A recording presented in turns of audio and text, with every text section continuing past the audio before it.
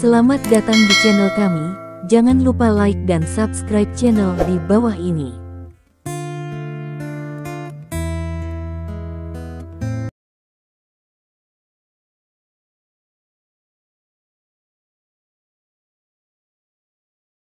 Bab 631. Ini adalah perbedaan antara medan perang ekstrateritorial dan dunia luar. Stephen Lin berkata pada dirinya sendiri dengan emosi. Di medan perang ekstrateritorial, kekuatan adalah cara termudah untuk menyelesaikan semua masalah. Ini sangat sederhana, asalkan tinjunya keras cukup, tetapi di luar, tinju keras tidak berarti segalanya. Dia sudah sekuat 10 dewa perang, tetapi dia masih tidak bisa gegabah membuat musuhnya terbunuh. Ini adalah kekuatan aturan. Bahkan Stephen Lin tidak bisa melanggarnya. Begitu dia melanggarnya, dia akan dihukum sesuai aturan. Dan ini juga alasan terpenting bagi Stephen Lin untuk menjadi lebih kuat. Tujuan utamanya adalah membiarkan dirinya melampaui aturan dan bahkan membuat aturan sendiri. Target ini masih jauh. Stephen Lin naik pesawat ke kota Haixia dan tiba di kota Haixia di tengah malam. Stephen Lin menemukan Dong Jian tanpa henti, dan memberitahu kembali semua yang dia dengar di Lin Haitang kepada Dong Jian, dan kemudian berdiskusi dengan Dong Jian tentang cara mengatasinya. Diskusi ini, 1 malam berlalu. Baru setelah matahari masuk dari jendela, Stephen Lin menyadari bahwa dia dan Dong Jian telah mengobrol sepanjang malam. Asbak di atas meja hampir penuh dengan puntung rokok. AC di kantor sudah dinyalakan secara maksimal, namun Stephen Lin tetap membuka kancing bajunya, karena tadi malam obrolannya dengan Dong Jian penuh gairah. Ketika sinar matahari menembus jendela dan memasuki ruangan, Stephen Lin berjalan ke jendela dan melihat keluar. Chaoyang yang baru lahir itu cantik, merah muda dan selembut kulit bayi. Tubuh Stephen Lin juga diluruskan sedikit demi sedikit di bawah sinar matahari hingga kembali normal. Stephen Lin mengangkat tangannya dan membelai kulit di tubuhnya, saat ini kulit telah kembali ke tampilan semula. Patriark, apakah kamu belum bergabung dengan sempurna? Tanya Dong Jian. Cepatlah. Sekarang hampir tidak ada waktu yang lemah untuk membuka pintu ketiga. Setelah membuka pintu keempat, bentuk 4 pintu telah dipersingkat menjadi lebih dari 2 hari sebelum dapat dipulihkan. Diperkirakan itu tidak akan lama sebelum set kerangka buatan ini dapat diintegrasikan dengan sempurna ke dalam tubuh. Tubuhku, pada saat itu. Tidak perlu membuka pintu, kata Stephen Lin dengan emosi. Ada 1 set kerangka buatan di tubuhnya yang berasal dari medan perang di luar wilayah, dan kerangka buatan memiliki banyak mode. Membuka mode ini disebut membuka pintu. Namun, menurut informasi relevan yang diperoleh Stephen Lin, set kerangka buatan ini ditanamkan ke dalam tubuh setelah itu, perlahan-lahan akan menyatu dengan tubuh. Ketika terintegrasi sempurna dengan tubuh, semua mode akan dihidupkan dan dipertahankan secara otomatis untuk waktu yang lama. Pada saat itu, dia akan selalu pertahankan kondisi pertempuran puncak, tidak perlu membuka pintu, dan tubuh tidak akan muncul perubahan apapun. Stephen Lin telah menunggu selama beberapa tahun. Sampai baru-baru ini, setelah meminum obat rahasia Senong dan berlatih lebih dan lebih berani, kerangka buatan ini akhirnya menunjukkan jejak perpaduan sempurna. Stephen Lin dapat dengan jelas merasakan kerangka itu cocok dengan tubuh membaik setiap saat.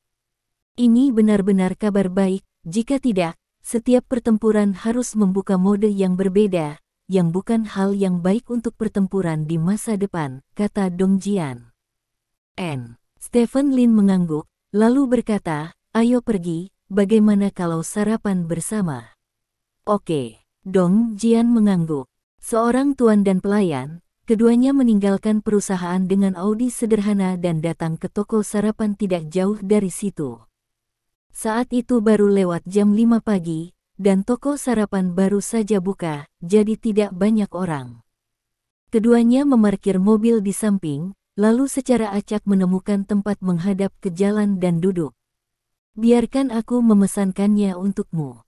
Stephen Lin mengajukan diri untuk mencari bos dan memesan sarapan dengan karakteristik selatan. Bos mengantarkan makanan dengan cepat, dan mereka berdua tidak banyak bicara, masing-masing dengan mangkuk dan sepasang sumpit, dan menghabiskan sarapan mereka dengan sungguh-sungguh. Stephen Lin bangun untuk membayar tagihan, yang harganya total 10 yuan dan 50 sen. "Apa yang kamu katakan? Kembali dan tidur?" tanya Stephen Lin. "Perusahaan ada rapat jam 8 pagi.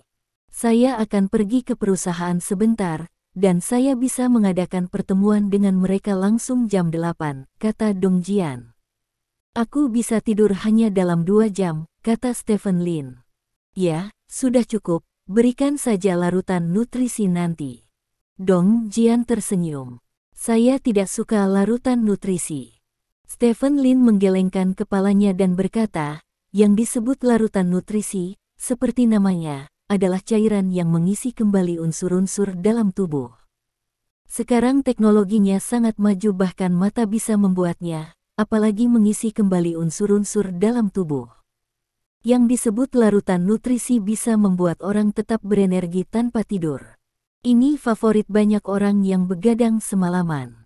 Konon tidak membebani itu hanya berarti istirahat dan suplementasi, tetapi juga berarti bermimpi. Jika seseorang bahkan tidak bisa bermimpi, apa gunanya hidup?" Setelah mengucapkan selamat tinggal pada Dong Jian, Stephen Lin pulang ke rumah. "Meski sudah lama sejak saya keluar, rumahnya masih sangat bersih."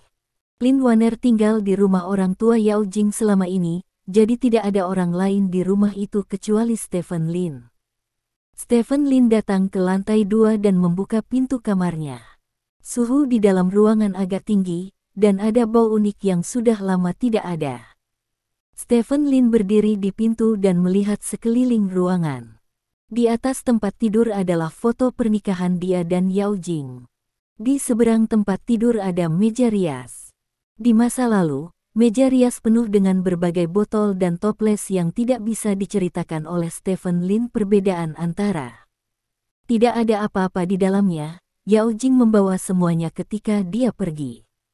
Stephen Lin ingin pergi ke kamar untuk beristirahat, tetapi entah kenapa tiba-tiba dia merasa sangat kesepian.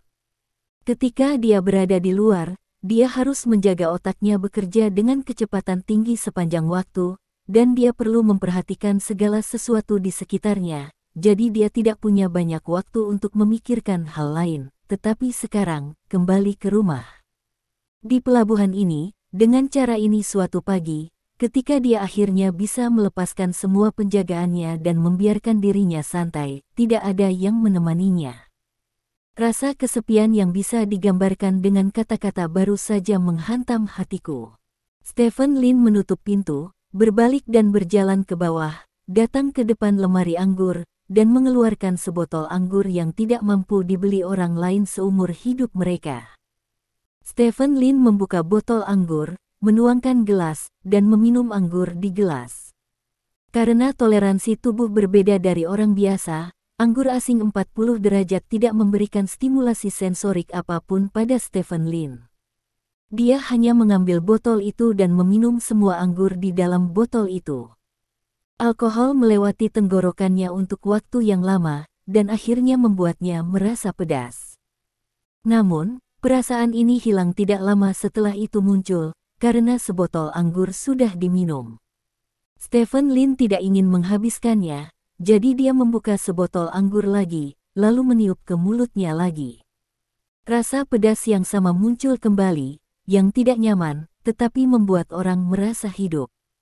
Stephen Lin tiba-tiba mengerti mengapa orang suka minum saat sedih, karena minum bisa membuat orang merasa lebih tidak nyaman, sehingga mereka lupa kenapa kita sedih sebelumnya. Ini mungkin yang disebut melawan racun dengan api. Stephen Lin minum 3 botol anggur asing berturut-turut, dan meskipun dia memiliki kapasitas yang baik untuk alkohol, dia masih merasakan perutnya mual saat ini.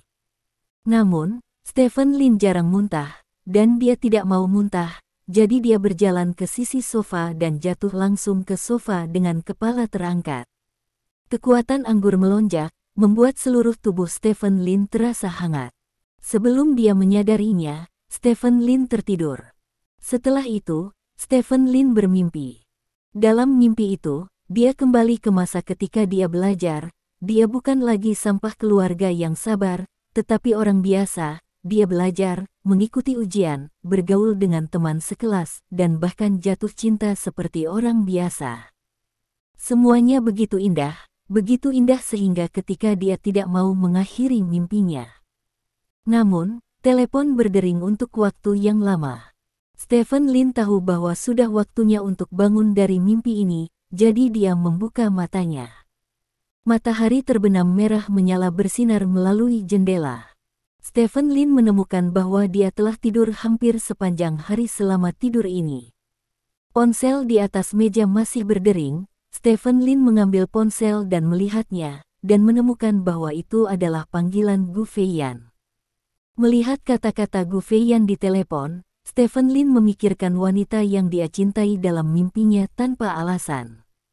Hanya dalam sepersekian detik, dia lupa seperti apa wanita itu, tapi dia selalu merasa bahwa wanita itu adalah Gu Feiyan. Stephen Lin mengangkat telepon dan bertanya, "Kentut-kentut Anda tertidur lelap." Petik 2. Saya mendengar dari perusahaan Anda bahwa Anda telah kembali ke kota Haixia. Tanya Gu Feiyan. Kamu mendapat informasi yang sangat baik. Stephen Lin tertawa. Keluarlah malam ini, aku akan mentraktirmu makan malam. Aku menemukan restoran Malatang yang sangat enak, kata Gu Feiyan. Apakah kamu berterima kasih padaku karena telah membantumu sebelumnya? Stephen Lin bertanya. Kurasa, kata Gu Feiyan. Lalu mengapa kamu tidak memperlakukanku dengan Malatang? Mengapa kamu tidak memperlakukanku lebih baik? Stephen Lin menggoda. Kamu bos besar. Aku belum makan yang enak. Mungkin sedikit menarik bagimu jika kamu serius tentang makanan jalanan seperti Malatang. Kenapa kamu tidak datang? Aku sudah lama tidak melihatmu. Lama sekali, kata Gu Feiyan di ujung telepon yang lain berkata genit. Tidak. Stephen Lin hendak mengatakan bahwa dia tidak bebas, tetapi Gu Feiyan di ujung telepon segera berkata, jangan katakan bahwa kamu tidak bebas. Sudah berapa lama kamu sibuk? Mengapa bukankah kamu memberi dirimu hari libur? Saya pikir apa yang kamu katakan tidak masalah, mengapa kamu begitu cemas? Stephen Lin tersenyum tak berdaya. Oke, kalau begitu sudah beres. Pukul 6.30 malam, di gerbang lapangan Xinhuadu, kami akan menemuimu di sana. Jika kamu berani melepaskanku, aku akan menunggu di sini sampai aku tua. Kata Gu Feiyan bersemangat. Mendengar kata-kata Gu Feiyan, hati Stephen Lin menghangat. Meski Yao Jing sudah tidak ada lagi, setidaknya masih ada Gu Feiyan yang menunggunya. Oke, begitu. Aku akan mandi. Setelah Stephen Lin selesai berbicara, dia menutup telepon dan kembali ke atas. Berjalan ke kamar, Stephen Lin cepat-cepat mandi dan mencukur bersih janggutnya. Setelah merapikan, Stephen Lin berjalan ke pintu. Di tengah jalan, Stephen Lin tiba-tiba berhenti, berbalik dan berjalan ke samping tempat tidur, melepas foto pernikahan di samping tempat tidur, dan meletakkannya di meja samping tempat tidur. Aku pergi. Stephen Lin bergumam pada dirinya sendiri dan meninggalkan ruangan. Bab 632. Di bawah papan reklame besar di kota Haixia dan Xinhuadu. Gu Feiyan mengenakan gaun putih dan ikat kepala putih di kepalanya. Rambutnya yang panjang dan halus menutupi bahunya, dan tangannya secara alami diletakkan di depan tubuhnya. Dia tidak mengambil ponselnya, tetapi berdiri di sana dan terus melihat sekeliling, ingin melihat apakah pria yang dia pikirkan siang dan malam telah datang. Orang-orang yang lewat semua memandangnya, ingin melihat siapa yang ditunggu gadis cantik itu. Seperti yang tertulis dalam sebuah puisi, Anda sedang melihat pemandangan di jembatan, dan orang-orang yang sedang melihat pemandangan sedang melihat Anda di lantai atas. Saat itu jam 5:30. Sosok yang dikenalnya muncul di bidang penglihatan Gu Feiyan. Ketika dia pertama kali melihat sosok itu, Gu Feiyan menunjukkan kegembiraan di wajahnya. Ada ekspresi keraguan di wajahnya. Setelah pihak lain masuk, Gu Feiyan bertanya dengan curiga, "Ada apa dengan matamu?" "Terluka," Stephen Lin berkata dengan sederhana. "Bagaimana kamu bisa melukai matamu? Bukankah kamu sudah menjadi ahli super? Siapa lagi yang bisa melukai matamu? Apakah itu sakit?" tanya Gu Feiyan dengan prihatin. "Masalah kecil." Stephen Lin menggelengkan kepalanya, lalu berkata, "Lupakan mataku, aku lapar, kemana kita harus pergi makan?" "Apakah ini benar-benar masalah kecil?" Gu Feiyan mengerutkan kening dan bertanya. "Kalau tidak, sekarang matanya rusak, kamu bisa langsung mendapatkan mata bionik." "Apa masalah besarnya?" tanya Stephen Lin. "Itu bagus." Gu Feiyan menghela napas lega. "Pergi makan, cepatlah," desak Stephen Lin. "Ayo pergi, aku akan membawamu ke sana, di sini," kata Gu Feiyan, lalu berbalik dan berjalan ke samping. Stephen Lin dan Gu Feiyan berjalan berdampingan, mengobrol sambil berjalan. Keduanya berjalan sangat dekat, dan lengan mereka sesekali saling bersentuhan. Perasaan ini sangat aneh bagi Stephen Lin. Stephen Lin belum pernah menjalin hubungan sebelumnya. Dia dan Yao Jing menikah secara langsung, dan hubungan mereka mulai berkembang perlahan setelah mereka memiliki gelar. Perasaan yang berdenyut, tetapi bagaimanapun, keduanya menikah, tidak peduli seberapa berdenyut memang sama. Tapi sekarang, Stephen Lin memiliki perasaan lain di hatinya. Tabrakan tangan yang tidak disengaja dapat membuat orang merasakan suhu tangan Gu Feiyan. Tangan Gu Feiyan sangat dingin, dan sentuhan dinginnya sangat jelas. Sentuhan semacam ini membuat detak jantung Stephen Lin bertambah cepat secara ajaib. Dia adalah orang yang kendali atas otot-otot tubuhnya telah mencapai batas manusia. Dia bahkan dapat menstabilkan detak jantungnya pada frekuensi yang dia inginkan, tetapi kali ini, dia tidak dapat mengendalikan jantungnya, dan dia tidak dapat menahannya. Berdebar melompat, Stephen Lin sedikit menoleh dan melirik Gu Feiyan. Profil samping Gu Feiyan sangat cantik, dan karena dia mengenakan gaun ketat, garis tubuh bagian atasnya sangat lembut. Tampaknya menyadari mengintip Stephen Lin, Gu Feiyan menoleh dan melirik Stephen Lin. Seperti seorang pencuri, Stephen Lin dengan cepat menoleh untuk melihat ke depan. Gu Feiyan tersipu dan bertanya, "Apakah kamu mengintip ke arahku?" "Tidak." Stephen Lin menggelengkan kepalanya dengan kuat. "Iya." Gu Feiyan hanya menoleh sepenuhnya, meletakkan tangannya di belakang, dan mengangkat dagunya sedikit dengan arogan dan berkata, "Baru saja, kamu dengan jelas menatapku diam-diam, dan kamu masih tidak mengakuinya. Kapan kamu menjadi seperti ini? Kamu munafik, Xiao Lin." Petik 2. "Aku selalu munafik, tetapi kamu tidak menyadarinya." Stephen Lin mengangkat bahu. "Jadi, kamu tidak pernah mengakui bahwa kamu menyukaiku?" tanya Gu Feiyan. Stephen Lin tidak menyangka Gu Feiyan bisa memanjat tiang dengan begitu mulus. Dia menggerakkan sudut mulutnya dan berkata, "Aku tidak menyukaimu." Petik 2. "Kalau begitu kamu masih mengintipku jika kamu tidak menyukainya?" tanya Gu Feiyan. Stephen Lin memutar matanya. Gu Feiyan adalah seorang pengacara, dan keterampilan verbalnya cukup bagus. Stephen Lin merasa bahwa dia bukan tandingannya, jadi dia dengan tegas menolak untuk berbicara. Gu Feiyan juga tidak marah. Dia memandang Stephen Lin sambil tersenyum dan berkata, "Kamu terlihat sangat sombong." Petik 2. "Kamu sangat sombong," kata Stephen Lin dengan marah. "Jangan bersumpah. Mengumpat membuatmu merasa bersalah, dan kamu memiliki hati nurani yang bersalah. Kamu..." Sebelum Gu Feiyan selesai berbicara, Stephen Lin tiba-tiba mengulurkan tangannya dan merangkul bahunya. Pikiran Gu Feiyan menjadi kosong sesaat. Meskipun dia telah memimpikannya, Stephen Lin memeluknya lebih dari sekali dalam mimpinya, bagaimanapun juga itu adalah mimpi. Dia tidak pernah menyangka bahwa situasi dalam mimpi itu bisa menjadi kenyataan, tetapi tanpa diduga, hari ini Yue Stephen Lin keluar untuk makan, dan mimpinya menjadi kenyataan. Mungkinkah surga benar-benar membuka matanya dan membuat Stephen Lin jatuh cinta padanya? Gu Feiyan baru saja tergerak, tetapi Stephen Lin langsung mengangkatnya, lalu melangkah maju, dan meletakkannya di tanah.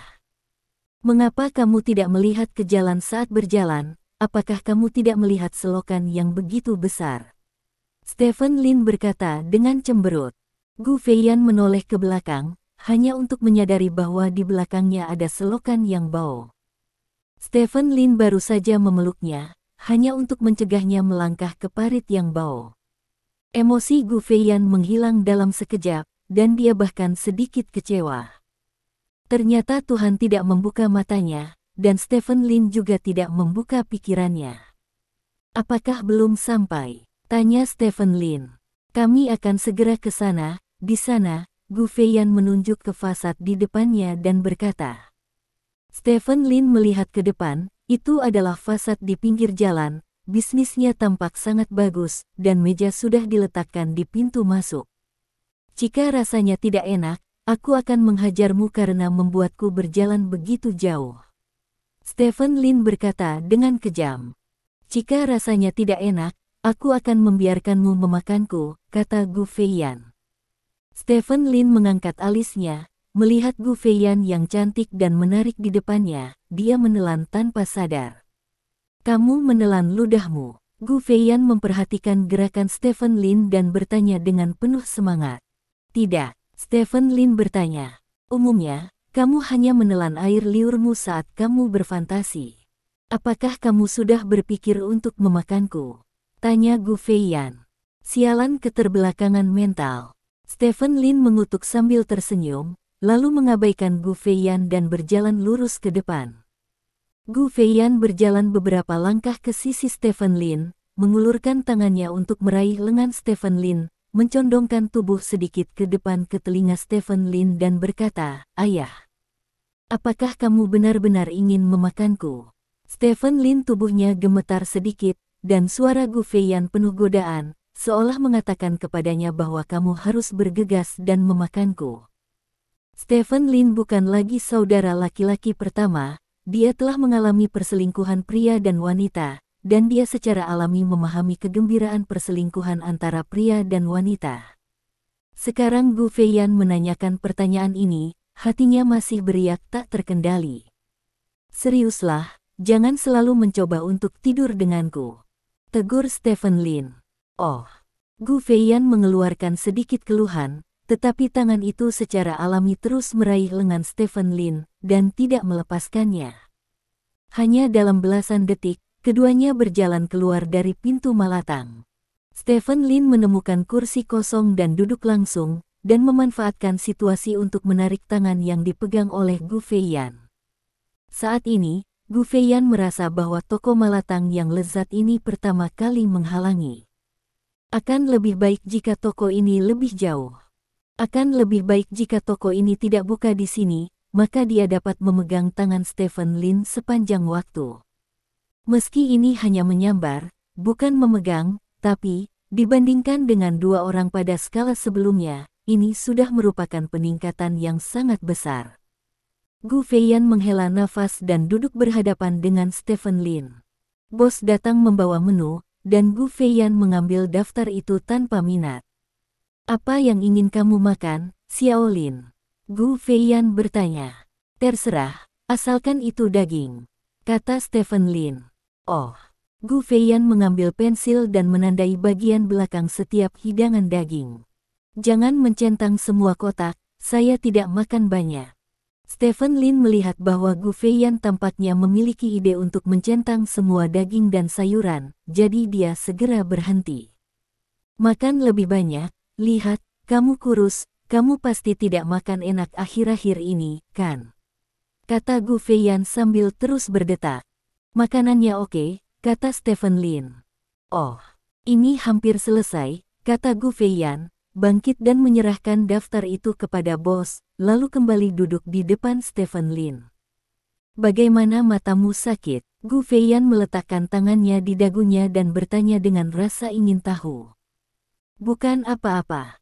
Stephen Lin menggelengkan kepalanya, tetapi dia tidak bisa berbicara tentang dibutakan oleh senjata laser karena terlalu menakutkan. Meskipun kamu sangat kuat, kamu tetap harus memperhatikan keamanan. Dunia ini tidak damai. Menyaksikan berita akhir-akhir ini, banyak insiden kekerasan terjadi di seluruh negeri.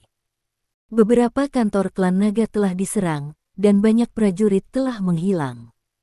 Tanda seru petik 2. Gu Feiyan berkata dengan serius. Hah, kantor klan naga telah diserang. Stephen Lin bertanya dengan heran. Yah, itu dilakukan oleh sebuah organisasi bernama Tulong. Saya mendengar bahwa organisasi ini adalah organisasi yang sama yang terlibat dalam serangan kota Haixia sebelumnya. Saya tidak tahu nama organisasi ini sebelumnya. Organisasi ini baru saja mengumumkan nama mereka baru-baru ini. Saya mendengar bahwa mereka tujuannya adalah untuk menghancurkan klan naga, itu benar-benar menakutkan. Kata Gu Feiyan. Hancurkan klan naga. Stephen Lin sedikit mengernyit. Klan naga adalah salah satu organisasi paling kuat di dunia saat ini, dan memikul tanggung jawab berat untuk menjaga stabilitas seni bela diri kerajaan naga. Tidak mungkin untuk mengatakan bahwa itu tidak mungkin, tetapi keberanian macam apa yang harus berani dikatakan oleh organisasi yang disebut pembunuh naga itu bahwa ia ingin menghancurkan klan naga. Stephen Lin telah menghadapi organisasi itu secara langsung, dan berdasarkan semua yang ditunjukkan organisasi itu, Stephen Lin merasa bahwa organisasi itu bukanlah jenis organisasi di mana orang yang lewat A dan orang yang lewat B, mereka memiliki kekuatan yang sangat kuat dan organisasi yang baik. Keterampilan, dan dengan cara ini sejak organisasi merilis kata untuk menghancurkan klan naga, itu seharusnya bukan hanya lelucon. Bukankah itu hanya untuk bersenang-senang? Apakah Anda benar-benar ingin memusnahkan klan naga? Bab 633. Aku akan membaca berita. Stephen Lin mengeluarkan ponselnya dan menyalakan terminal berita. Dia sangat sibuk baru-baru ini. Dia pertama kali pergi ke medan perang di luar wilayah, lalu pergi ke kota Beiji, dan kemudian pergi ke kota Sengqi. Dia melakukan sesuatu atau dalam perjalanan untuk melakukan sesuatu setiap hari. Jadi dia sudah lama tidak memperhatikan berita, dan dia pada dasarnya tidak tahu banyak tentang kejadian terkini. Oh, oke, kata Gu Feiyan. Stephen Lin mengambil ponselnya dan membaca beritanya dengan saksama. Benar saja, ada banyak perkenalan tentang organisasi pembunuh naga di berita.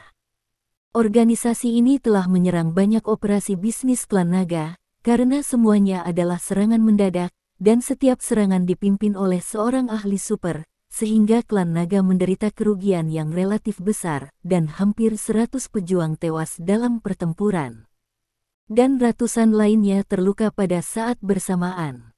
Stephen Lin secara kasar memperkirakan bahwa sudah lebih dari setengah tahun sejak mereka menyerang kota Haixia sebelumnya, dan mereka menghilang selama lebih dari setengah tahun. Tetapi sekarang mereka telah kembali dengan kuat, mungkin karena lompatan kualitatif dalam kekuatan. Dilihat dari hasil serangannya, kekuatannya seharusnya lebih kuat dari yang terakhir kali, itulah sebabnya banyak petarung naga yang mati. Klan naga juga menawarkan hadiah untuk organisasi ini. Siapapun yang memiliki petunjuk tentang organisasi pembunuh naga harus melapor ke klan naga sesegera mungkin, dan klan naga akan memberikan hadiah yang sesuai. Jika keluarga naga tahu, Anda juga akan ditangani oleh departemen terkait.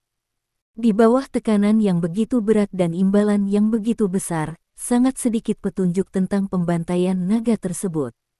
Hingga saat ini, klan naga sepertinya belum mengetahui siapa bos dari pembantaian naga tersebut dan bagaimana struktur organisasinya. Dibandingkan dengan organisasi buah, organisasi bernama Tulong ini bersembunyi lebih dalam, dan petak mereka tampak lebih besar. Stephen Lin menonton setiap berita dengan serius, tidak membiarkan siapapun pergi. Saat pelayan membawakan bagian bawah panci, Stephen Lin sedang menonton berita, dan saat pelayan membawakan piring, Stephen Lin juga sedang menonton berita, sampai bagian bawah panci direbus dan piring dimasukkan ke dalam panci. Stephen Lin masih menonton berita. Gu Feiyan tidak mengatakan sepatah kata pun, dia melihat kaldu mendidih di dalam panci, dan dengan hati-hati menghitung waktu sampai makanannya matang. Setelah makanan matang, Gu Feiyan dengan hati-hati mengeluarkan isinya, lalu mengambil dagingnya dan memasukkannya ke dalam mangkuk Stephen Lin. Kamu bisa memakannya, kata Gu Feiyan. Stephen Lin memulihkan dari ponselnya dan menemukan bahwa mangkuknya sudah penuh dengan daging matang. Makan, makan lebih banyak. Gu Feiyan memandang Stephen Lin sambil tersenyum dan berkata, "Maaf, saya tidak menonton berita baru-baru ini, jadi saya tidak bisa berhenti menontonnya," kata Stephen Lin meminta maaf. "Tidak apa-apa, lihat dirimu, aku akan membantumu melepuh. Ini minyak cabai mereka adalah yang terbaik, kamu bisa menambahkannya dan mencampurnya, sangat enak." Gu Feiyan menunjuk ke botol di sebelahnya kata minyak cabai. "Ya." Stephen Lin mengangguk, mengambil minyak cabai dan menambahkan sedikit, lalu mengambil sumpit dan terus menonton berita sambil makan apa yang ada di mangkuk. Tak butuh waktu lama isi mangkok pun habis dimakan. Begitu makanan selesai, Gu Feiyan menuangkan semangkuk daging matang ke dalam mangkuk Stephen Lin. Stephen Lin tertegun sejenak, menatap Gu Feiyan dan bertanya, "Apakah kamu tidak makan?" "Aku sedang makan. Aku suka sayur, tapi aku tidak suka daging, jadi aku akan memberimu semua dagingnya," Gu Feiyan menjelaskan. Stephen Lin melirik mangkuk Gu Feiyan, yang penuh dengan hidangan vegetarian. "Jika kamu tidak makan daging, berat badanmu tidak akan bertambah. Kamu terlalu kurus. Makan lebih banyak daging," kata Stephen Lin. "Tidak, berat badan saya akhirnya turun menjadi kurang dari 100 kg. Beraninya saya makan daging. Kamu bisa memakannya, dan aku akan memasaknya untukmu. Jangan khawatirkan aku, baca beritanya dulu," kata Gu Feiyan. Sudah hampir selesai. Stephen Lin meletakkan telepon. Faktanya, dia masih memiliki banyak hal yang belum dia baca, tetapi jelas tidak pantas untuk menontonnya dengan ponselnya sepanjang waktu, jadi dia memilih untuk meletakkan ponselnya dan membacanya perlahan setelah sampai di rumah. "Untuk sementara, apakah barang-barang di sini bagus?" Gu Feiyan bertanya. "Bagus sekali." Stephen Lin mengangguk, dagingnya cukup segar, bagian bawah pancinya enak, dan saus celupnya adalah sentuhan akhir. "Kamu benar-benar tidak mengecewakanku." "Itu benar." Gu Feiyan tersenyum dengan bangga, lalu dia mengambil banyak daging dan sayuran untuk Stephen Lin. "Jangan berikan semuanya padaku, sungguh, makanlah sendiri," kata Stephen Lin. "Aku senang." Gu Feiyan berkata sambil mengambil sesuatu untuk Stephen Lin, "Aku bermimpi mengambil makanan untukmu seperti ini dan melihatmu makan." Petik 2. Apakah ini naik ke tingkat mimpi? Stephen Lin tersenyum kecut. "Ya." Gu Feiyan mengangguk dan berkata, "Pada dasarnya, aku bisa memimpikanmu setiap 3 hari sekali. Dalam setiap mimpi, hubungan kita menjadi sangat baik. Kita pergi berbelanja bersama, aku akan membuatkan makanan enak untukmu, lalu aku akan membawakanmu makanan." Ini adalah gambaran yang sering muncul dalam mimpiku. Aku sudah lama memimpikannya mimpi seperti ini. Aku tidak berharap itu menjadi kenyataan sebelumnya, tapi aku tidak mengharapkannya menjadi kenyataan hari ini, jadi saya harus memeras cukup untuk Anda pada satu waktu, jangan sampai tidak akan ada kesempatan seperti itu lain kali. Kamu. Stephen Lin menggelengkan kepalanya tanpa daya, merasa sangat emosional di dalam hatinya. Dia tahu itu Gu Feiyan menyukainya, tetapi dia tidak tahu bahwa dia sudah sangat menyukainya. Itu hanya lauk, di mata Gu Feiyan, itu sudah menjadi mimpi, betapa rendah hati itu. Begitulah saya. Ketika saya menemukan sesuatu yang saya sukai, saya harus terus melakukannya, karena saya khawatir tidak akan ada hal baik yang dapat dilakukan di masa depan, kata Gu Feiyan. Mengambil hidangan bisa membuatmu sangat bahagia, jadi jika kamu pergi berbelanja atau semacamnya, kamu tidak akan bisa naik ke surga. Stephen Lin bertanya sambil tersenyum. Kalau begitu aku tidak berani berharap berlebihan. Kamu telah menolakku berkali-kali, bagaimana kamu bisa pergi berbelanja denganku? Gu Feiyan menggelengkan kepalanya. Oh, Stephen Lin ragu sejenak, dan berkata, "Aku tidak suka berbelanja." Petik 2. Hei, jangan sengaja mencari alasan seperti itu untuk menolakku, katakan saja kamu tidak suka berbelanja bersamaku. Gu Feiyan tersenyum jalan. Aku mengatakan yang sebenarnya, aku benar-benar tidak suka berbelanja. Tapi, setelah makan malam, kita bisa mencari tempat untuk minum dan mengobrol, kata Stephen Lin. Hei, jangan hibur aku. Hei, apa yang baru saja kamu katakan? Gu Feiyan menatap Stephen Lin dengan heran. Maksudku, kita bisa menemukan tempat untuk minum dan mengobrol nanti, kata Stephen Lin sambil tersenyum. Benarkah? Gu Feiyan menatap Stephen Lin dengan penuh semangat. Jangan lakukan ini. Stephen Lin memandang Gu Feiyan dengan serius dan berkata, kita berdua benar-benar setara, jangan menganggap apa yang aku lakukan padamu sebagai hadiah untukmu, itu tidak baik, minum saja. Cangkir bukanlah hadiah dari saya, tetapi hanya komunikasi normal antara dua teman yang telah saling kenal selama lebih dari 10 tahun, mengerti? Apakah saya terbiasa menjilati anjing? Gu Feiyan merasa malu berkata. Ini pertama kalinya saya mendengar orang mengatakan bahwa saya adalah penjilat anjing, kata Stephen Lin tanpa daya. Apa yang salah dengan menjilati anjing? Anda mendapatkan segalanya dari menjilati anjing, dan ada manfaatnya jika Anda menjilatnya dengan senang hati. Mengapa tidak melakukannya? Kata Gu Feiyan dengan acuh tak acuh. Apakah kamu pandai menjilat? Stephen Lin bertanya. Gu Feiyan tertegun sejenak, lalu memicingkan mata ke arah Stephen Lin dan berkata, kamu bisa melakukannya, kamu bahkan bisa mengendarai mobil, apakah kamu punya SIM? Baru saja, kata Stephen Lin. Lalu apakah kamu berharap aku bisa menjilat atau tidak? Kata Gu Feiyan dan menatap Stephen Lin dengan menawan. Saya tidak mengerti. Stephen Lin menggelengkan kepalanya. Karena itu menjilati anjing, maka keterampilan dengan lidah harus bagus, sehingga kamu bisa menjilatnya dengan senang hati. Apa menurutmu itu artinya? Tanya Gu Feiyan. Persetan. Kamu terlalu besar, hati-hati untuk diblokir, Stephen Lin memarahi sambil tersenyum. Apa skala besarnya? Saya berbicara tentang jilatan anjing, bukan yang lain. Seberapa besar skalanya? Gu Feiyan berkata dengan polos. Saya juga mengatakan menjilati jilatan anjing itu, kata Stephen Lin. Kalau begitu kita semua adalah orang-orang murni. Ayo, untuk kemurnian kita, ayo makan sayuran. Gu Feiyan mengambil sepotong lobak dan menyerahkannya kepada Stephen Lin. Niat awal Gu Feiyan adalah meminta Stephen Lin untuk menyentuh lobaknya dengan sesuatu, sebagai roti bakar, tetapi Stephen Lin akan salah, dia mengira Gu Feiyan akan memberinya makan lobak. Setelah ragu-ragu sejenak, Stephen Lin membuka mulutnya dan menggigit wortel yang diserahkan Gu Feiyan. Sekarang giliran Gu Feiyan yang tercengang, dia tidak menyangka bahwa ciuman tidak langsung pertama antara dirinya dan Stephen Lin akan datang begitu cepat. Rasanya enak, kata Stephen Lin. Ya, lobak di sini selalu terasa sangat enak. Gu Feiyan buru-buru mencabut sumpitnya dan menundukkan kepalanya, wajahnya tiba-tiba memerah.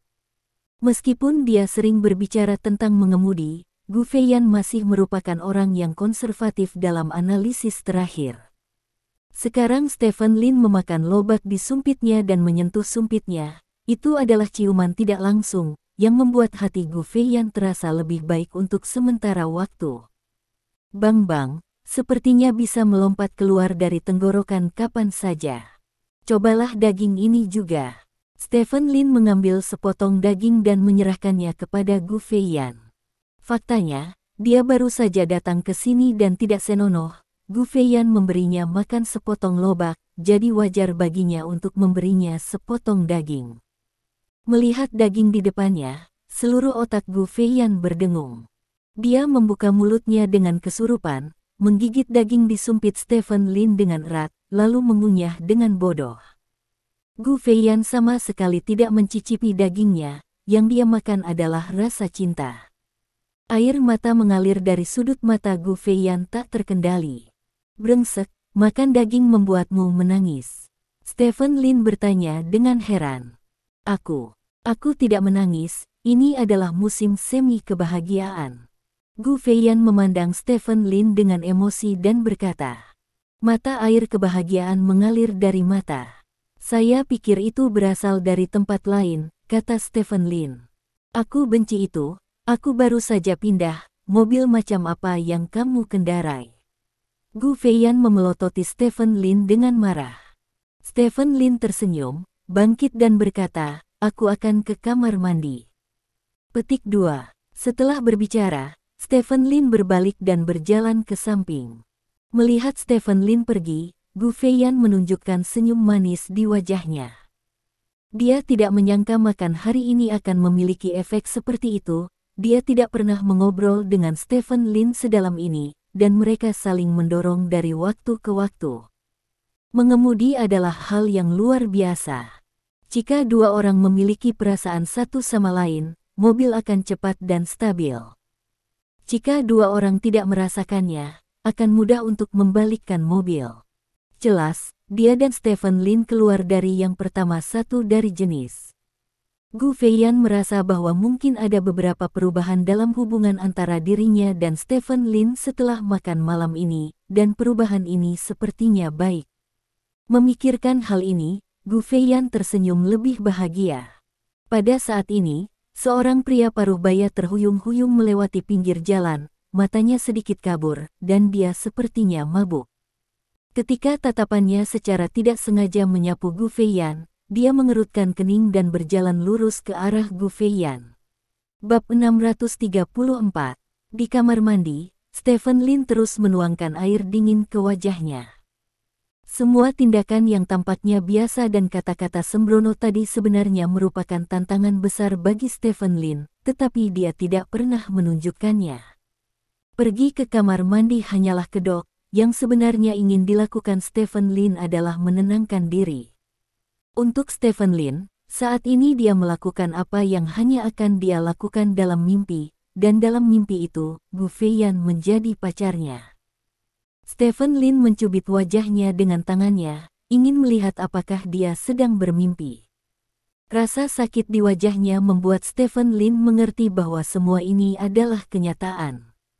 Dopamin disekresikan dengan cepat di otak, membawa kesenangan ke tubuh Stephen Lin. Sesak napas berangsur-angsur menjadi lebih tenang. Stephen Lin melihat dirinya di cermin. Di cermin, masih ada tetesan air di wajahnya, dan tetesan air mengalir di kulit wajahnya. Ketika air menetes dari dagunya, Stephen Lin mengangkat pakaiannya dan menyeka semua noda air di wajahnya, lalu berbalik dan keluar dari kamar mandi. Begitu dia berjalan keluar, Stephen Lin mendengar teriakan. Mengikuti jeritan itu, pupil Stephen Lin tiba-tiba menyusut. Tidak jauh dari sana, seorang pria mengangkat sepanci sup panas, dan di depannya adalah Gu Feiyan yang berteriak. Sebelum dia sempat memikirkannya, Stephen Lin meledak dengan kecepatan ekstrim dan bergegas menuju Gu Feiyan. Pada saat yang sama, lelaki yang memegang panci tinggi-tinggi berteriak dengan wajah ganas, akhirnya biarkan aku bertemu denganmu lagi, aku akan membunuhmu. Setelah selesai berbicara, lelaki itu membalikkan sup panas di dalam panci besi. Tangannya ke arah Gu Feiyan terciprat. Dengan keras, kaldu panas mendidih keluar dari panci dan mendarat di punggung yang murah hati di depan, benar-benar membasahi pakaian di belakang dalam sekejap. Kembali. Pria itu membeku sesaat, dari mana asal punggungnya. Di sisi lain, Gu Feiyan menutup matanya dengan ngeri. Dia tidak pernah menyangka pria seperti itu akan menuangkan sup hotpot padanya. Dia tidak punya waktu untuk lari, jadi dia hanya bisa menutup matanya dan meletakkan tangannya di depan dia. Setelah beberapa detik, kaldu panas imajiner itu tidak jatuh ke tubuhnya. Gu Feiyan membuka matanya dan melihat ke depan. Melihat ini, dia tertegun. Sebenarnya ada seorang pria berdiri di depannya, pria itu menghadapnya, dan punggungnya menghadap pria yang menuangkan sup padanya. Dia terlihat sangat tampan dan tampan. Ini adalah wajah yang telah muncul berkali-kali dalam mimpi Gu Feiyan. Pada saat ini, ketika dia paling membutuhkan bantuan, wajah ini muncul di depannya. Pada saat ini, air mata menggenang di mata Gu Feiyan lagi. "Apakah kamu baik-baik saja?" Stephen Lin bertanya. Gu Feiyan menggelengkan kepalanya, air mata mengalir dari matanya. "Itu bagus." Stephen Lin menghela nafas lega, lalu menoleh untuk melihat pria yang menuangkan sup. "Kamu." Pria itu membuka mulutnya, dan sebelum dia bisa mengucapkan sepatah kata pun, Stephen Lin mengangkat kakinya dan menendangnya. Pihak lain hanyalah orang biasa, bagaimana dia bisa menahan tendangan Stephen Lin? Dia langsung ditendang, dan memukul meja di sebelahnya dengan keras, dan panci di atas meja itu jatuh langsung dari meja, semua kaldu panas di dalamnya. Panci tumpah pada pria itu. Pria itu menjerit, berjuang dan berguling-guling di tanah kesakitan. Gu Feiyan berdiri dari kursinya dan bergegas ke toko malatang. Stephen Lin memandang Gu Feiyan dengan curiga, tidak mengerti apa yang dilakukan wanita ini bergegas ke toko malatang. Tidak lama kemudian, Gu Feiyan berlari keluar dari toko membawa seember besar air, berlari tepat di belakang Stephen Lin, lalu mengambil air dengan sendok dan memercikkannya ke punggung Stephen Lin. "Aku baik-baik saja," kata Stephen Lin sambil menoleh ke arah Gu Feiyan.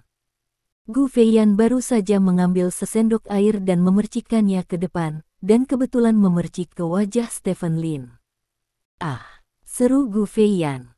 "Saya memiliki kulit yang kasar dan daging yang tebal, jadi sup kecil ini tidak akan menyakiti saya." Stephen Lin menyeka air dari wajahnya dan berkata tanpa daya. "Benarkah?" Gu Feiyan tidak terlalu percaya, dia berjalan ke punggung Stephen Lin sambil bertanya. Stephen Lin hanya melepas pakaiannya, memperlihatkan seluruh tubuh bagian atasnya. Punggungnya agak merah, tapi hanya merah. Kekuatan fisiknya sudah mencapai level God of War, jadi tidak mungkin dia tersiram air panas. Tentu saja, ini tidak berarti Stephen Lin tidak akan kesakitan. Ketika kaldu disiramkan ke tubuhnya, dia masih merasakan sakit yang luar biasa. "Kamu membuatku takut sampai mati." Gu Feiyan melemparkan dirinya ke pelukan Stephen Lin tanpa penjelasan apapun, dan memeluk Stephen Lin dengan erat. "Apakah kamu masih memanfaatkanku?" Stephen Lin tersenyum tak berdaya. Gu Feiyan membenamkan kepalanya di dada Stephen Lin, tubuhnya gemetar dan tidak dapat berbicara. Tidak lama kemudian, polisi datang. Pria yang memercikkan sup Gu Feiyan segera dikirim ke rumah sakit, sementara Stephen Lin dan Gu Feiyan dibawa ke kantor polisi untuk membuat catatan. Baru saat itulah Stephen Lin mengetahui seluk-beluk semuanya. Pria yang memercikkan sup Gu Feiyan sebenarnya adalah klien dari gugatan Gu Feiyan sebelumnya. Pria itu melecehkan istrinya di rumah, dan istrinya mengajukan gugatan cerai. Pria itu tidak mau, jadi istrinya hanya bisa mengajukan gugatan cerai, dan Gu Feiyan adalah pengacara yang disewa oleh istrinya. Dengan bantuan Gu Feiyan, istrinya berhasil bercerai, dan pria itu juga membenci Gu Feiyan karenanya. Kebetulan, ketika pria itu melewati toko malatang hari ini, dia melihat seseorang duduk di depan pintu. Gu Feiyan, pria ini minum anggur hari ini, dan ketika dia melihat Gu Feiyan, dia mabuk dan memercikkan kaldu Gu Feiyan. Untungnya, Stephen Lin muncul tepat waktu, jika tidak, sup baidu yang terciprat ke wajah Gu Feiyan ini sudah cukup untuk menjelekkan Gu Feiyan. Meskipun teknologi saat ini sangat maju, setelah rusak, tidak mungkin mengembalikan 100% ke keadaan semula. Seluruh insiden itu sangat sederhana. Stephen Lin menendang pria itu pada akhirnya, yang dapat dipahami sebagai pembelaan diri, jadi polisi membiarkan mereka berdua pergi setelah mencatat. Adapun pria itu, dia akan didakwa dengan cedera yang disengaja setelah dia sembuh. Litigasi, menunggunya harus menjadi hukuman hukum yang berat. Stephen Lin dan Gu Feiyan keluar dari kantor polisi bersama. "Terima kasih," kata Gu Feiyan. "Jika kamu mengucapkan terima kasih, kamu tidak akan menjadi teman." Stephen Lin pura-pura marah. "Karena aku tidak boleh mengucapkan terima kasih, maka tidak ada lagi yang bisa kulakukan selain berjanji dengan tubuhku, kata Gu Feiyan sedih. Pergilah. Stephen Lin tersenyum dan mendorong Gu Feiyan. Gu Feiyan terhuyung-huyung beberapa langkah secara berlebihan, lalu menutupi tempat Stephen Lin mendorongnya, dan berkata dengan ekspresi berlebihan, "Kamu memukulku. Kamu, pria besar, pukul seorang wanita. Tidak, kamu harus memberiku kompensasi. Apakah kamu menyentuh porselen? Ini kantor polisi. Aku akan memanggil polisi dan membiarkan polisi keluar untuk menangkapmu." Stephen Lin mengancam dengan kejam. "Jangan." Gu Feiyan berlari ke Stephen Lin, meraih tangan Stephen Lin dan memohon, "Aku tidak berani lagi, jangan biarkan paman polisi menangkapnya, tolong, dia akan takut. Sayang sekali tidak berpartisipasi dalam kelahiran aktor, dengan kemampuan aktingmu, kamu bisa langsung membunuh banyak daging segar." Stephen Lin tertawa. "Bukankah itu bagus? Aku bisa memainkan apapun yang kamu suka tentangku." Gu Feiyan memeluk lengan Stephen Lin sambil berbicara. Seluruh gerakan halus dan halus, dari memegang lengan hingga memeluk lengan, tidak ada yang tiba-tiba, itu wajar. "Aku suka penampilanmu yang paling otentik," kata Stephen Lin. Gu Feiyan membeku sesaat, lalu dengan senang hati meletakkan kepalanya di lengan Stephen Lin dan berkata, "Baiklah, begitu." Stephen Lin berjalan maju tanpa berkata apa-apa. Tangan Gu Feiyan yang memegang lengan Stephen Lin perlahan bergerak ke bawah, mencoba memegang tangan Stephen Lin, tetapi ternyata Stephen Lin benar-benar memasukkan tangannya ke dalam saku celananya. Gu Feiyan sedikit kecewa, tapi dia masih memegang erat tangan Stephen Lin. Keduanya berjalan di jalan seperti ini, tidak banyak bicara. Entah bagaimana, keduanya berjalan ke pantai. Banyak orang berjalan di tepi pantai. Di bawah sinar bulan, ombak menyapu pantai dengan lembut. Banyak kekasih saling berpegangan tangan dan berjalan di pantai, meninggalkan dua untaian jejak kaki berdampingan. Pantainya sangat panjang, Stephen Lin dan Gu Feiyan berjalan lebih dari setengah jam sebelum mencapai ujung pantai. Di ujung pantai ada sebongkah karang, dan di pinggirnya ada sebatang kayu. "Kembalilah," kata Stephen Lin. "Apakah kamu ingin pergi ke hutan dan melihat-lihat?" Gu Feiyan melihat ke hutan di sebelahnya dan berkata dengan acuh tak acuh. "Apa bagusnya? Gelap sekali," kata Stephen Lin. "Bao, aku yakin tidak ada yang bisa dilihat." Gu Feiyan melihat ke samping, tampak sedikit gugup. "Ayo jangan pergi." Stephen Lin menggelengkan kepalanya. "Ayo pergi." Gu Feiyan meraih lengan Stephen Lin dan berjalan langsung ke hutan kecil di sebelahnya. Stephen Lin tidak keberatan lagi, dan membiarkan Gu Feiyan meraih lengannya dan berjalan ke hutan. Hutan itu sangat gelap, dan cahaya bulan hanya dapat menyinari sebagian dari hutan itu. Namun, hutan ini tidak membuat orang merasa murung, tetapi memiliki rasa ketenangan yang unik yang membuat orang merasa nyaman. Namun, rasa ketenangan ini dengan cepat dipatahkan oleh serangkaian teriakan. Meskipun pemilik suara ini telah mencoba untuk menekannya, tetapi ini adalah suara manusia yang paling primitif, setiap penekanan tidak ada gunanya. Jelas, seseorang di hutan melakukan apa yang disukai banyak orang. Gu Feiyan tidak menyangka akan mendengar pertunjukan besar begitu dia masuk, dia tersipu, dan menarik Stephen Lin untuk berjalan ke arah yang berlawanan dari suara itu. "Apakah kamu tidak ingin mendengarkan lagi?" Stephen Lin bertanya. "Jika kamu suka mendengarnya, aku akan meneleponmu nanti," kata Gu Feiyan dengan menawan. Napas Stephen Lin sedikit kental, dan harapan tertentu di hatinya tiba-tiba menjadi lebih kuat. Keduanya terus berjalan maju di hutan. Setelah berjalan lama, Gu Feiyan menemukan kenyataan yang membuatnya putus asa. Ada orang di hampir setiap sudut terpencil hutan ini, dan tanahnya penuh dengan beberapa jenis produk kesehatan bekas.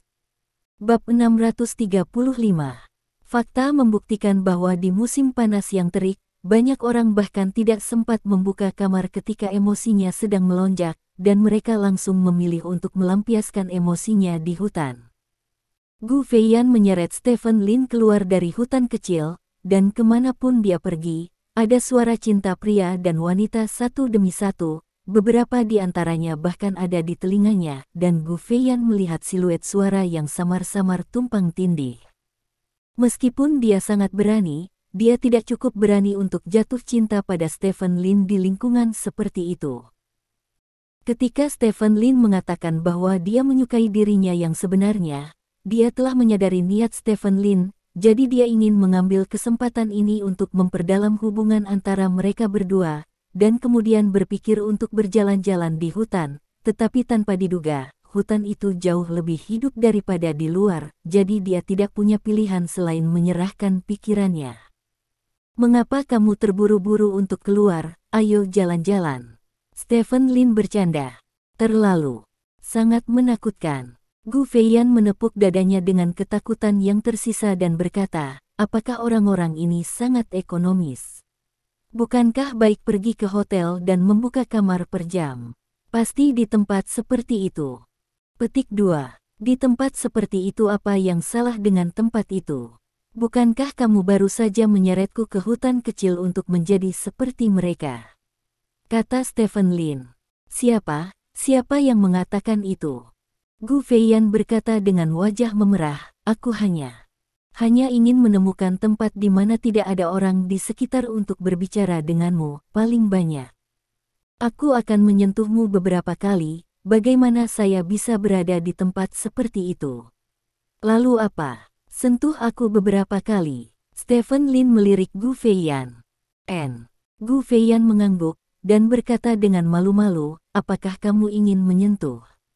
"Tidak." Stephen Lin menggelengkan kepalanya dengan tegas. "Kenapa?" Gu Feiyan menatap Stephen Lin dengan heran. "Jika kamu hanya menyentuhnya dan tidak menembakkan meriamnya, maka itu tidak bisa dibodohi, kan?" Kata Stephen Lin. "Kamu sangat centil." Gu Feiyan tidak bisa menahan diri untuk tidak berkata. Stephen Lin tersenyum dan berkata, "Ayo, pergi minum. Bukankah kamu baru saja mengatakan itu? Kita bisa menemukan tempat untuk minum." Petik 2. Minum. Gu Feiyan sedikit mengernyit. Minum dengan Stephen Lin memang sesuatu yang dia nantikan sebelumnya, tetapi dibandingkan dengan berjalan-jalan memegang tangan Stephen Lin seperti ini sekarang, memegang tangan Stephen Lin lebih penting. Lebih nyaman, jadi dia tidak mau minum anggur ini. Yah. Cari tempat yang tenang untuk minum atau dua, dan tidur nyenyak nanti. Kata Stephen Lin. "Kalau begitu, oke." Gu Feiyan mengangguk, tetapi tetap setuju, karena dia tidak ingin mengganggu kebahagiaan Stephen Lin.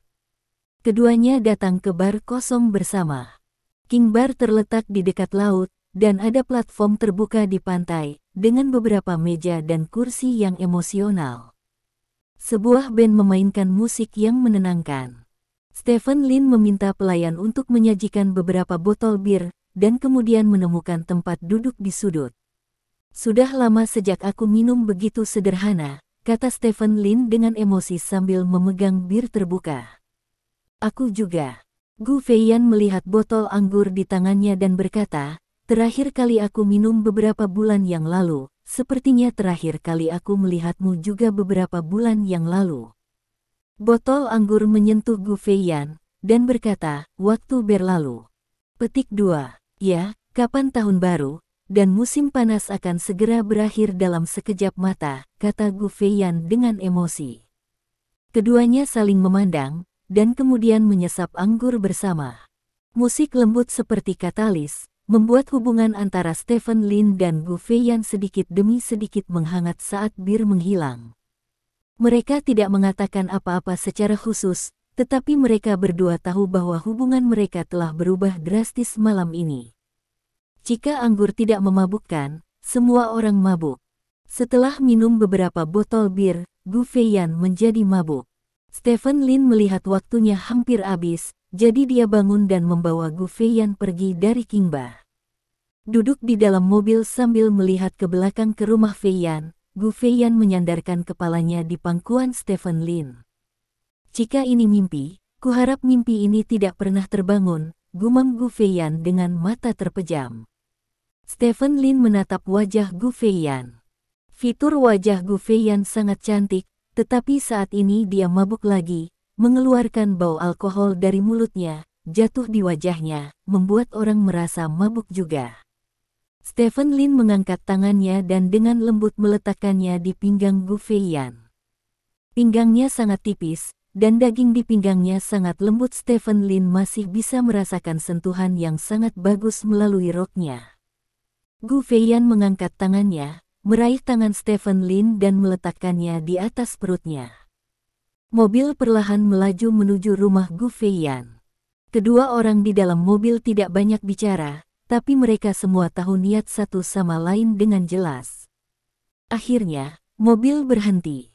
Stephen Lin menyuruh Gu Feiyan turun dari mobil ke tangga. Kamu bisa menginap di rumahku, kata Gu Feiyan. Terlalu cepat. Stephen Lin menggelengkan kepalanya. Sayangnya, sudah 10 tahun, kata Gu Feiyan.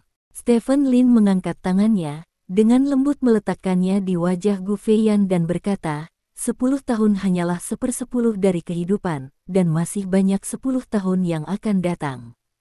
Petik 2. Aku tidak ingin hidup lebih dari berumur 100 tahun. Gu Feiyan tertawa.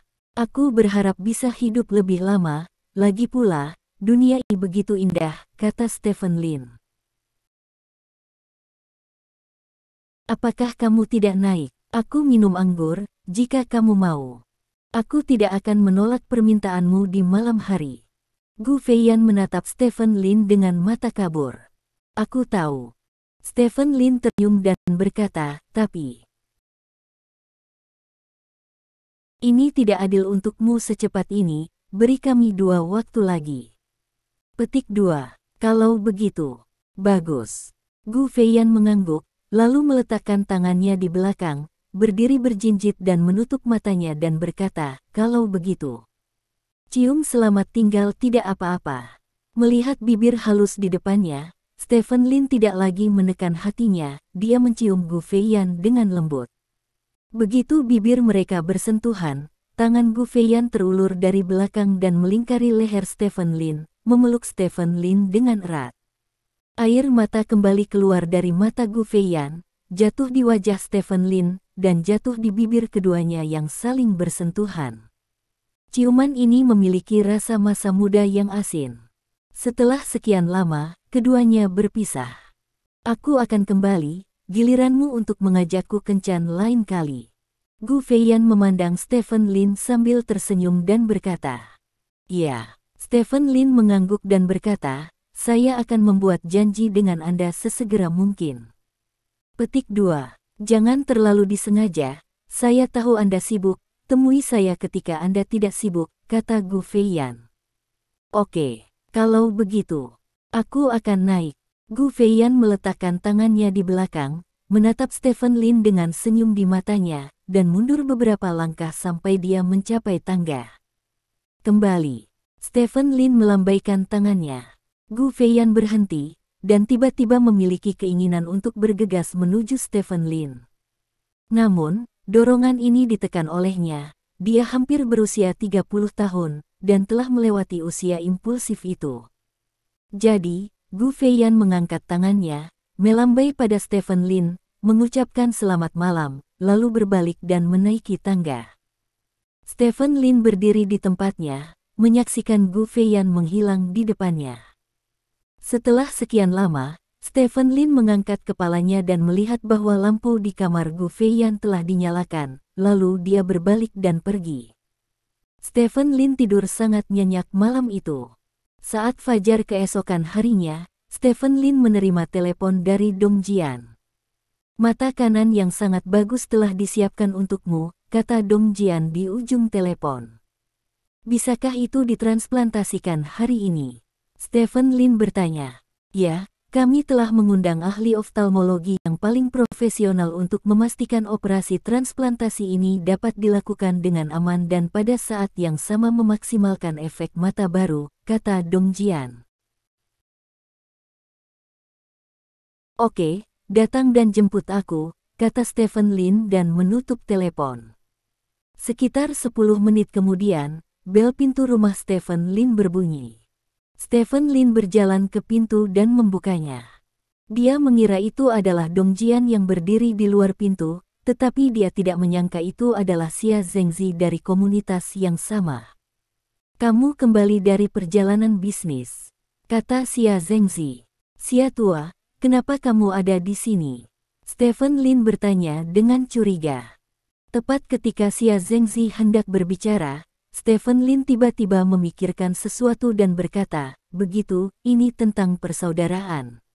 "Benar." Xia Zhengzi mengangguk sambil tersenyum, "Kamu berjanji padaku terakhir kali, jika kamu punya waktu, Anda akan pergi ke pertemuan mahasiswi kami dengan komunitas Panlong." Tampaknya ada hal seperti itu. Stephen Lin menggaruk kepalanya dan berkata, untuk semangat gigi Xia Zhengzi yang ingin dia membantu berpura-pura, "Stephen Lin, aku benar-benar mengaguminya. Kalau begitu, apakah kamu punya waktu besok malam? Persaudaraan kita akan diadakan besok malam." Seorang lelaki besar yang kembali dari Stars and Stripes baru-baru ini menetap di komunitas Panlong. Dikatakan bahwa dia adalah seorang taipan keuangan di Wall Street di Stars and Stripes. "Miliaran dolar. Jika kamu tidak pergi besok, maka kita hanya bisa melihat orang-orang di komunitas Panlong mencibir di depan kita," kata Xia Zhengzi. "Xia tua, aku tidak sedang membicarakanmu. Pada usia ini, mengapa kamu masih begitu terobsesi untuk menyelamatkan muka?" Stephen Lin bertanya tanpa daya. "Bukankah menghasilkan uang untuk muka?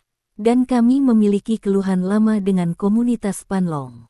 Kedua komunitas kami memulai pembangunan hampir bersamaan. Saat itu, kedua komunitas mengiklankan diri mereka sebagai area villa hunian pribadi terbaik di kota Haixia belakangan. Kedua komunitas tersebut saling bersaing dalam hal penjualan, publisitas, bahkan masa pembangunan. Mereka harus memisahkan sebuah dataran tinggi. Hal-hal tersebut awalnya adalah urusan pengembang real estate kedua komunitas tersebut, dan memiliki tidak ada hubungannya dengan kami, tetapi kemudian komunitas Panlong mengambil inisiatif untuk menimbulkan masalah. Saya mengadakan mahasiswi pertama, dan hal-hal menjadi tidak terkendali sejak saat itu. Sebagai ketua panitia pemilik, saya harus menjaga kemuliaan komunitas kami, jadi saya selalu ingin mengundang Anda untuk bergabung dengan mahasiswi. Tujuannya adalah untuk memberi komunitas kami bangga. Jelas Xia Zhengzi. Maka tidak mungkin komunitas mereka tinggal di komunitas kita tanpa mengetahui bahwa saya. Apakah saya harus pergi ke sana sendiri?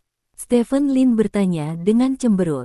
Pada level kami, siapa yang tidak memiliki beberapa villa di rumah, bukan? Memiliki villa di sini tidak berarti apa-apa. Hanya jika Anda mewakili komunitas kami di perkumpulan mahasiswi, dapatkah Anda membuktikan bahwa Anda berasal dari komunitas kami? Xia, kata Zhengzi.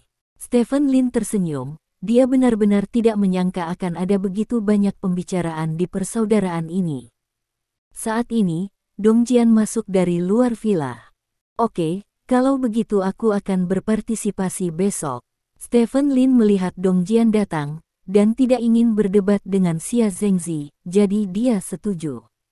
"Oke, bagus, selama kamu pergi, maka komunitas kita akan memiliki kepercayaan diri."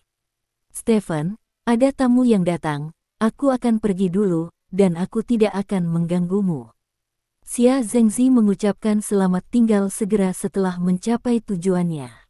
Meninggalkan, tidak ceroboh sama sekali. Taburkan bunga untuk merayakan 10 tahun, C. Terima kasih. Sampai jumpa di bab selanjutnya.